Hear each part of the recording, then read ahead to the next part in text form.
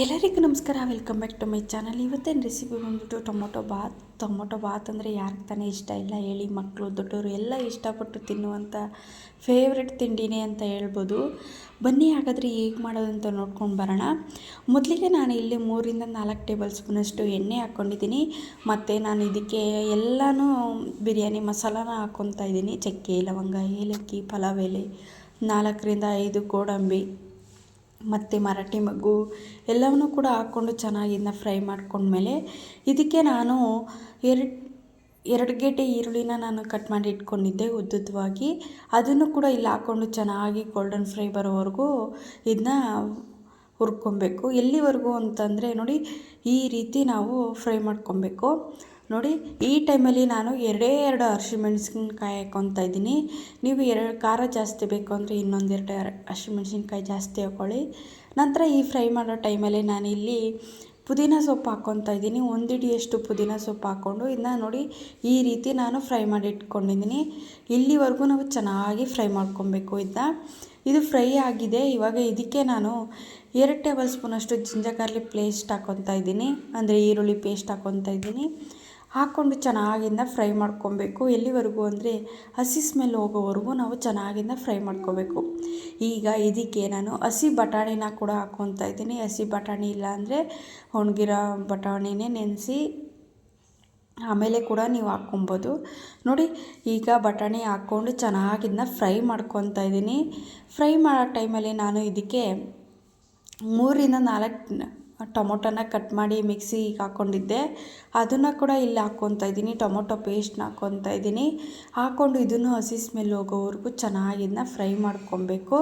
ನೋಡಿ, ಈ ರೀತಿ ಫ್ರೈ ಆಗಿದೆ. ಇವಾಗ ಇದಕ್ಕೆ ನಾನು ಸ್ವಲ್ಪ ಅರಿಶಿನ, ಸ್ವಲ್ಪ ಉಪ್ಪು ಹಾಕ್ಕೊಂಡು ಚೆನ್ನಾಗಿನ್ನ ಫ್ರೈ ಮಾಡ್ಕೊತೀನಿ. ಏಕೆಂದರೆ ಅರಿಶಿನ ಮತ್ತು ಉಪ್ಪು ಮತ್ತು ಅಚ್ಚ ಖಾರದ ಪುಡಿ ಹಾಕ್ಕೊಂಡು ಫ್ರೈ ಮಾಡ್ಕೊಳ್ಳೋ ಟೈಮಲ್ಲಿ ಮಸಾಲೆ ಎಲ್ಲ ಚೆನ್ನಾಗಿ ಹಿಡಿಯುತ್ತೆ ಅಂತ. ನೋಡಿ, ಅದೇ ಮಿಕ್ಸಿ ಜಾರಿಗೆ ಸ್ವಲ್ಪ ನೀರು ಹಾಕ್ಕೊಂಡು ಇದನ್ನು ಮಿಕ್ಸ್ ಮಾಡ್ಕೊತಾ ಇದ್ದೀನಿ. ನೋಡಿ, ಈ ರೀತಿ ಚೆನ್ನಾಗಿ ಇದನ್ನ ಮಿಕ್ಸ್ ಮಾಡ್ಕೊಬೇಕು. ಇದು ಸ್ವಲ್ಪ ಒಂದು ಕುದಿ ಬರಬೇಕು. ಆ ಟೈಮಲ್ಲಿ ಇದು ಕುದಿಯೋ ಟೈಮಲ್ಲೇ ನಾನು ಸ್ವಲ್ಪ ಕಲರ್ ಹಾಕ್ಕೊತಾ ಇದ್ದೀನಿ. ಕೇಸರಿ ಕಲರು ಅಂದರೆ ಕೇಸರಿ ಅಂದರೆ ಯೆಲ್ಲೋ ಕಲರ್ ಹಾಕ್ಕೊತಾ ಇದ್ದೀನಿ. ನಿಮಗೆ ಕಲರ್ ಇದ್ದರೆ ಹಾಕ್ಕೊಳ್ಳಿ, ಇಲ್ಲಾಂದರೆ ಆಪ್ಷನಲ್ಲು. ಬೇಡ ಅಂದರೆ ಸ್ವಲ್ಪ ಅರಿಶಿನ ಪುಡಿನೇ ನೀವು ಜಾಸ್ತಿಯಾಗಿ ಹಾಕ್ಕೊಬೋದು. ನಂತರ ನಾನು ಇದಕ್ಕೆ 1 ಗ್ಲಾಸಲ್ಲಿ 1.5 ಗ್ಲಾಸ್ ಅಕ್ಕಿನ ತೊಳೆದಿಟ್ಕೊಂಡಿದ್ದೆ, ಅದನ್ನು ಕೂಡ ಇಲ್ಲಿ ಹಾಕ್ಕೊತಾ ಇದ್ದೀನಿ.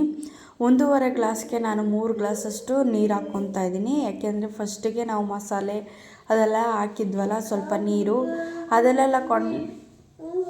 ಲೆಕ್ಕ ಮಾಡಿದ್ರೆ 4 ಗ್ಲಾಸ್ ಹಾಕೋಗ್ಬಿಡುತ್ತೆ. ಅದಕ್ಕೋಸ್ಕರನೇ ನಾನು 3 ಗ್ಲಾಸಷ್ಟು ನೀರು ಹಾಕ್ಕೊಂಡ್ಮೇಲೆ ನಾನಿಲ್ಲಿ ಸ್ವಲ್ಪ ಮೇಲ್ಗಡೆ ಕಸೂರಿ ಮೇಥಿ ಮತ್ತು ಸ್ವಲ್ಪ ಉಪ್ಪು ಹಾಕ್ಕೊತಾ ಇದ್ದೀವಿ. ನಾವು ಎಲ್ಲೂ ಕೂಡ ಉಪ್ಪು ಬಳಸಿಲ್ಲ.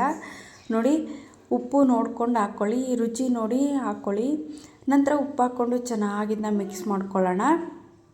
ನೋಡಿ, ಈ ರೀತಿ ನಾವು ಚೆನ್ನಾಗಿ ಮಿಕ್ಸ್ ಮಾಡಿದ್ಮೇಲೆ ನಾನು ಕುಕ್ಕರ್ನ ಕ್ಲೋಸ್ ಮಾಡಿ 2 ವಿಸಿಲ್ ಕೂಗಿಸ್ಕೊತೀನಿ. ಇದನ್ನು 2 ವಿಸಿಲ್ ಕೂಗಿಸ್ಕೊಳ್ಳೋಣ, ಯಾಕೆಂದರೆ 2 ವಿಸಿಲ್ ಸಾಕು. ಜಾಸ್ತಿ ಕೂಗಿಸ್ಕೊಂಡ್ರೆ ಅನ್ನ ಮತ್ತು ಮುದ್ದೆ ಆಗಿಬಿಡುತ್ತೆ. ಅದಕ್ಕೋಸ್ಕರನೇ ನೋಡಿ, 1 ವಿಸಿಲ್ ಬಂದಿದೆ. ಇವಾಗ ಒಂದು ವಿಸಿಲ್ ಬಂತು. ಇದನ್ನು ತಣ್ಣಗಾಗಿ ಬಿಟ್ಮೇಲೆ ನೋಡಿ ಓಪನ್ ಮಾಡಿ ತೋರಿಸ್ತಾ ಇದ್ದೀನಿ ನಿಮಗೆ. ನೋಡಿ, ಎಷ್ಟು ಚೆನ್ನಾಗಿ ಅನ್ನ ಉದ್ದುದ್ರಾಗಿದೆ ಅಂದರೆ ತುಂಬ ಟೇಸ್ಟಿಯಾಗಿ ರುಚಿಯಾಗಿರುತ್ತೆ ಇದು. ನೋಡಿ, ಎಷ್ಟು ಉದ್ದುದ್ರಾಗಿದೆ ಅಂದರೆ ಅನ್ನ ಸೂಪರಾಗಿದೆ. ನೀವು ನೋಡ್ತಿರ್ಬೋದು, ಬಿಸಿಲಿ ಅನ್ನ ಯಾವಾಗಲೂ ಅಷ್ಟೇ, ಬಿಸಿಲೇ ತಿಂದಾಗ ಅದು ಟೇಸ್ಟ್ ಏನು ಅಂತ ಗೊತ್ತಾಗಲ್ಲ.